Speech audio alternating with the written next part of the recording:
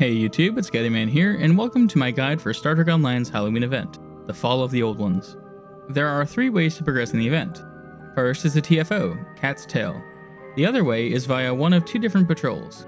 This event is not like other holiday events. Sadly, it is 1 TFO and has no event map or extra content, such as an event store or in-map activities. Let's start with the TFO. Cat's Tail has 3 phases. The first 2 have you collect items to gain access to the 3rd phase, which is a boss fight with the Devidians. I recommend you get a flashlight from the TFO Defend Ryo Station, or the old mission What Lies Beneath. You may want to run this mission twice as it also rewards the Triolic Pattern Enhancer, which I'll explain later.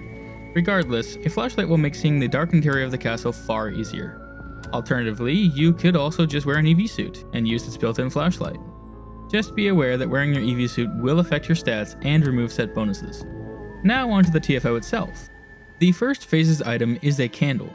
To obtain it, you must fight your way through hallways and rooms filled with dark skeletons. These enemies are unique in the sense that they can only be killed whilst in the light of lit candles.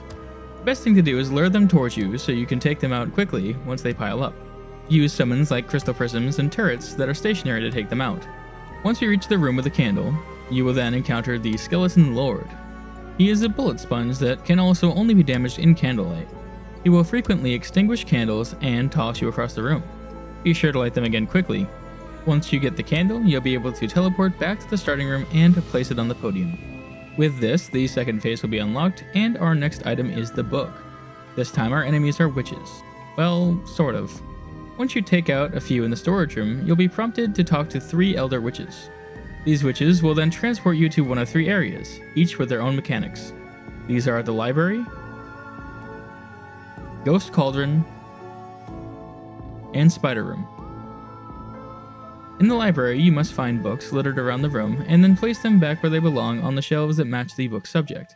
The librarian will give you a quick hint once you pick up a book and tell you where it may go. A little bit of quick thinking and you'll breeze right through it. Next is the Ghost's Cauldron. The ghost will prompt you to pick up an item and place it into the cauldron. There are only 3 items needed to be found in order to complete this area. The spider room is just as easy, simply kill the spiders and you're done. Once you and your team finish each of these rooms, you can meet up and take down the 3 hags.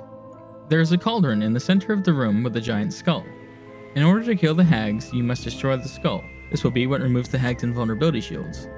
The shields will only be down for a short time, however, as the skull will respawn and need to be dealt with again to damage the hags. Another thing to note is that they will frequently turn you and your teammates into black cats that give a bad luck aura in a 5-meter radius. In this state, you need to stay away from your teammates to keep things moving quickly. After you take care of the witches, you can collect the book and return to the starting area once more. Placing the book on the podium will start phase 3. We have reached the final boss fight now. The Devidian Lord is easy to take down, but is another bullet sponge boss. Once he takes about 1/4 of his health and damage, he will become invulnerable, and you or one of your teammates will be phased and need to find one of the 3 levers to activate the electrical pulse to make him vulnerable again. If you aren't the one who becomes phased, you can actually use a Triolic Pattern Enhancer, as mentioned before, from the mission What Lies Beneath. This will phase you and allow you to flip the switch to keep the fight going in case the person who was phased doesn't do it themselves. Just note that it is an area of effect and needs to be used next to a switch location to work. What Lies Beneath can be found in the Available Missions tab. There are a total of 3 switches and all 3 need to be used in order to defeat the boss. One up the staircase to the right, one up the staircase to the left, and one under the 2nd floor on the right of the arena. Repeat this switch flipping process 3 times and you'll finish the TFO. There are 2 optional objectives as well, lighting 34 of 34 candles and finding 13 of 13 cats. Each point in either of these will give you 1 extra mark, totaling 47 bonus marks in total. The candles are a bit self-explanatory and are easy to find, though there are some hidden in the dungeon cells early on in the TFO. Also, the ones that the Skeleton Lord blows out will need to be relit before leaving that area. As for the cats, I've made a handy map of all their locations in order. You can see it on the screen now, and a link to the full image will be in the description below. While the TFO rewards both progress points for a day, the 2 patrols reward 1 each. This means you'll need to do 2 of them a day if you wish to take that route with progression. Luckily, these patrols have no cooldown, so if you prefer one over the other, you can play that one back to back twice in a row. You may also take 1 bridge officer along with you for these patrols. The first patrol is Skeleton Crew. It's a copy and paste of the first phase of the Cat's Tail TFO from spawn to picking up the candle. This means that you'll have to run through the hall fighting